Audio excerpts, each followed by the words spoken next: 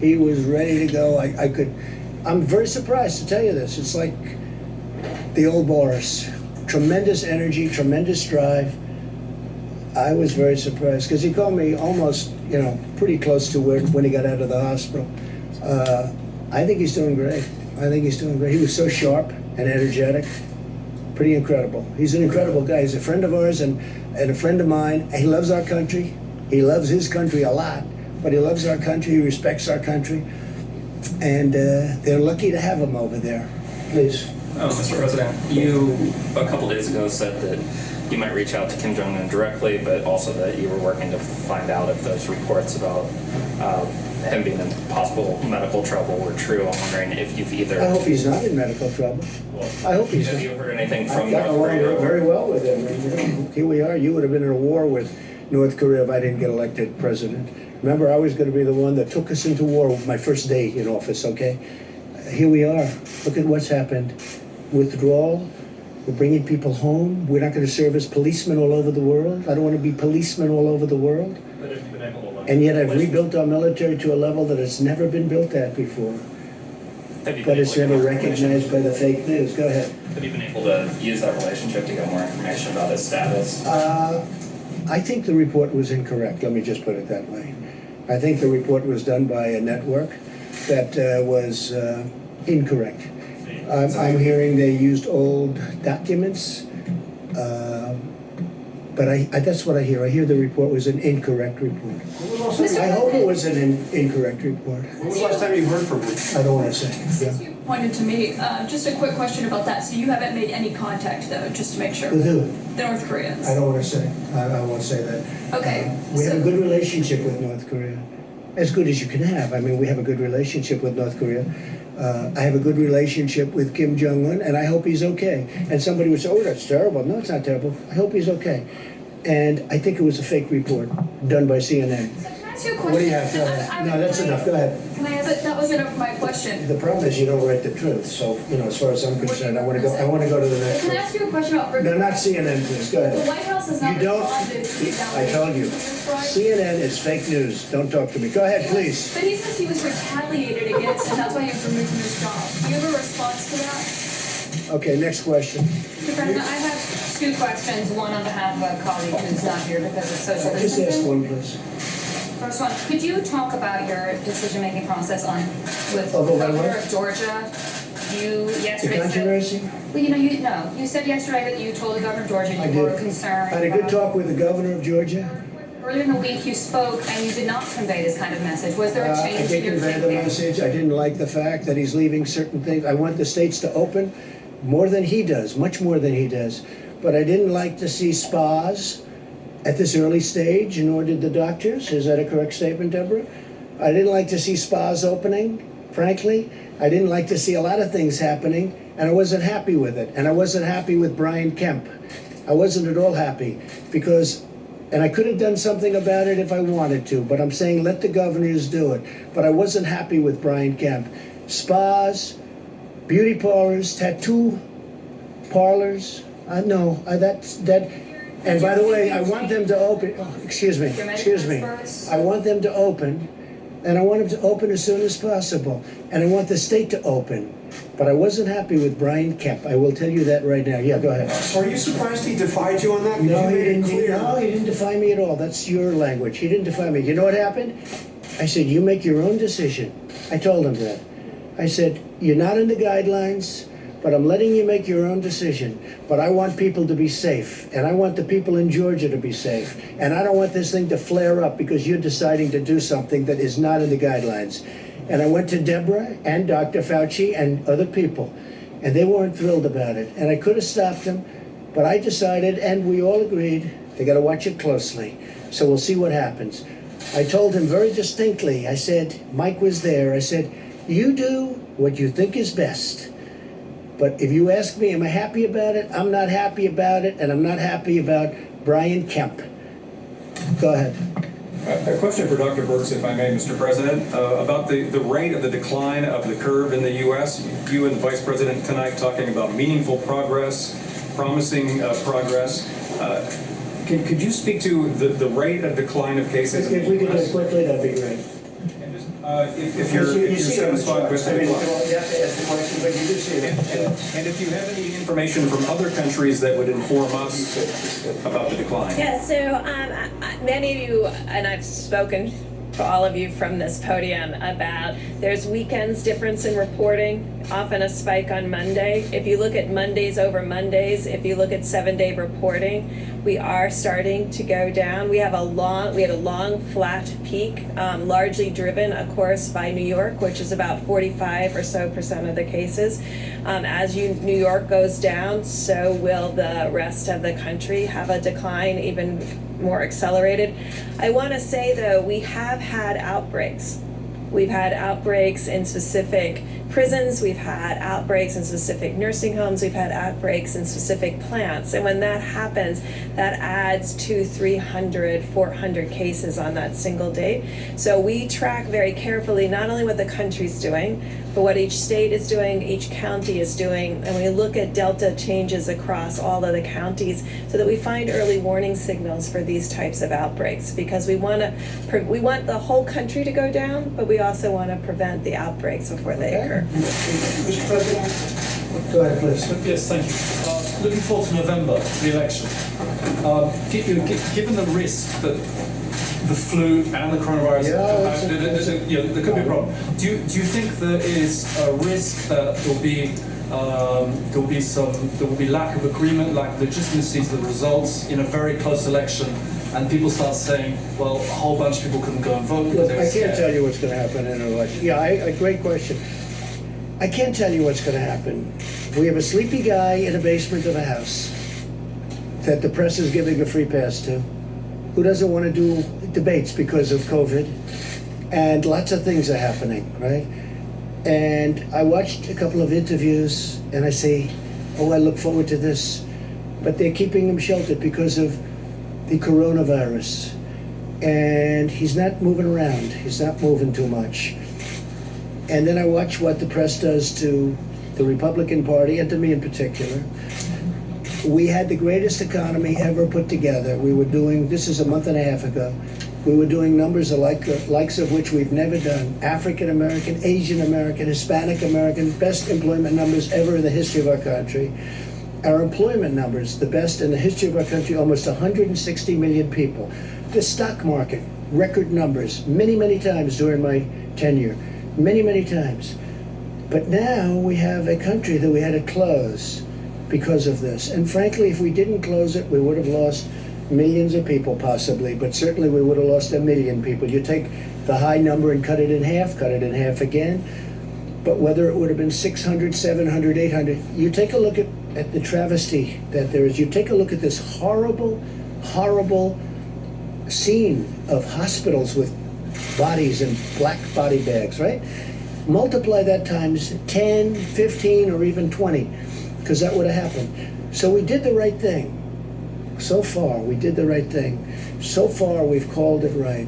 We've mobilized like it was a military operation, and it was largely a military operation between ventilators and testing and so many other things. And we've had a lot of good partners, not all good partners, but we had a lot of good partners. Gavin Newsom today thanked us very much. Gavin Newsom, California, thanked us so much for getting him all the things that he needed so he can keep going and keep doing a good job. We got it to him today. Tomorrow we're getting him even more.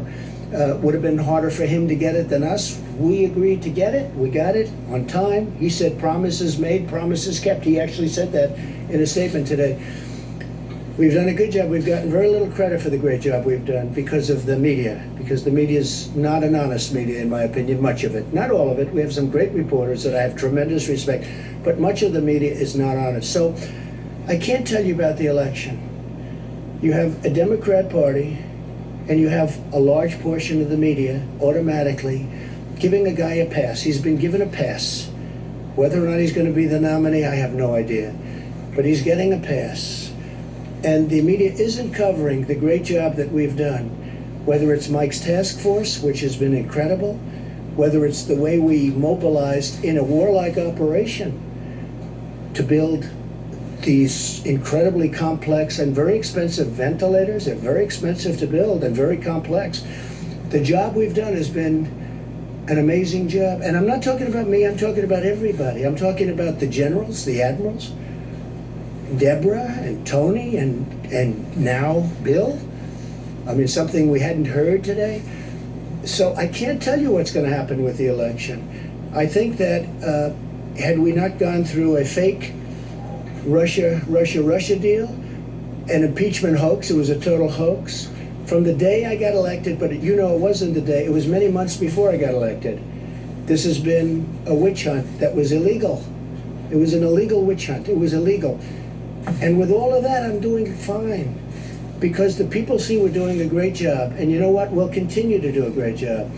If we had an honest press, this country would be even greater. Thank you. Thank you very much. Another whistleblower complaint, Mr. President. That's what Rick Bright says he's going to find. Are you concerned about that? President Trump at the White House briefing, the coronavirus task force briefing. Good evening. Welcome to Washington. I'm Brett Baer. Breaking tonight, we've just watched that briefing. President Trump saying he is grateful that Congress is providing additional relief for American workers. During that briefing, the House approved the latest government relief bill, an almost $500 billion package for small business loans, hospitals, and testing. The vote was 388 to 5, with one member voting present. Also tonight, another massive number of Americans out of work and seeking help. Chief White House correspondent John Roberts starts us off tonight, as he often does, from the White House. Good evening, John. Right, good evening to you. You know, we're almost becoming inured to the bad news when it comes to unemployment, these unemployment insurance claims. But there is growing pressure to get the economy back open because with each passing week, recovery does become more difficult. Another 4.4 million people filed first-time claims for unemployment insurance last week, a decrease from the week before, but still a dizzying number. In a statement, the White House saying these are challenging times for many Americans who want to get back to work. We are on a data-driven, responsible path to opening up America again. The gentleman from As the House takes up the bill to replenish the small business loan fund, Congress already looking ahead to a Phase 4 stimulus plan. Something that we fought for and was not in this package was assistance to local governments and states. What that really means is keeping employed folks who are police officers, paramedics, first responders, teachers, public health officials, the folks who are keeping us safe and keeping things running. Many of the states are looking for a handout, but the Senate Majority Leader says, don't hold your breath. There's not going to be any desire on the Republican side to bail out state pensions, borrowing money from future generations. I would certainly be in favor of allowing states to use the bankruptcy route. It's one of the dumbest statements of all time. The idea of declaring bankruptcy, not something that sits well with New York Governor Andrew Cuomo. States should declare bankruptcy? That's how you're going to bring this national economy back? By states declaring bankruptcy? You will see a collapse of this national economy. So just dumb. Another looming problem, huge losses at the U.S. Postal Service, on track for a $13 billion revenue shortfall because of coronavirus and may run out of money. So far, no appetite on the part of the White House to keep it afloat. And still no further explanation from the White House on why the administration's top expert on vaccines, Dr. Rick Bright, was suddenly demoted and transferred from HHS to the NIH. In a whistleblower complaint, Bright says it was retaliation for opposing the president's push to get malaria drugs out to coronavirus patients. President Trump saying he knows nothing about the move. Well, I never heard it. If a guy says he was pushed out of a job, maybe he was, maybe he wasn't. You'd have to hear the other side. I don't know who he is. At the end of March, Dr. Bright tweeted out a story highlighting how he had asked the FDA for an emergency use authorization for chloroquine and hydroxychloroquine. Sources tell Fox News that was a compromise between what the White House wanted, expanded access with limited physician oversight, and Bright's demands for controlled clinical trials. And Vice President Mike Pence today gave an upbeat assessment of where we are heading in this crisis, telling our Geraldo Rivera earlier today on his radio show that the Vice President believes by the time we get to the Memorial Day weekend, coronavirus will be largely behind us. We can only hope, Brett. John Roberts on the rainy North Lawn. John, thanks. Stocks were mixed today. The Dow gained 39. The S&P 500 dropped 1.5. The Nasdaq was off a fraction. Let's talk quickly about the situation with the U.S. economy. Joining us tonight, Austin Goolsbee, former chairman of the Council of Economic Advisors for President Barack Obama, and Brian Brenberg, executive vice president and chair of the program in business and finance at the King's College in New York. Brian, I want to start with you. As you look at these numbers and the staggering unemployment, what do you see, and what are the kind of speed bumps we have ahead as we try to resuscitate this economy? Yeah, well, the biggest speed bump, Brett, is if we don't start getting people back to work. You can see it already in these numbers. Even if the unemployment claim numbers start to drop, they're still going to be in the millions. You get to the point very quickly where it's hard for businesses to recover, to even stay open, to welcome workers back. If we don't start finding limited ways to do that coming up very shortly, that's the eventuality. There's a big debate about it, but I don't think anybody can debate that the only way you get through this is getting people back on the job. Austin, you agree with that? I mean, obviously Congress and the administration pumping a lot of money to try to help small businesses, including tonight, but it seems like that will go fast too. Yeah, I agree that you do have to get out of lockdown to get the economy to come back and hire jobs. But that's far more complicated than just having the president announce everybody should just go back to work. Because you got to get the testing up so that people are not afraid that they're going to catch the virus if they go out of their house. I think they are going to burn through this money for small business, maybe not as fast, but pretty much as fast as they burned through the first $350 billion. And there's still going to be a couple of more shoes to drop now. So if the states start laying off state workers around the country because their revenues have gone down the tubes, that's going to be a whole nother round of job loss. And then if the small businesses that can't get access to this money start having to liquidate or go bankrupt, that's going to be a second shoe to drop. So I think we're in for a bit of a bumpy ride here in the next month or two. Are we worried about inflation, Brian, as you look at the big picture?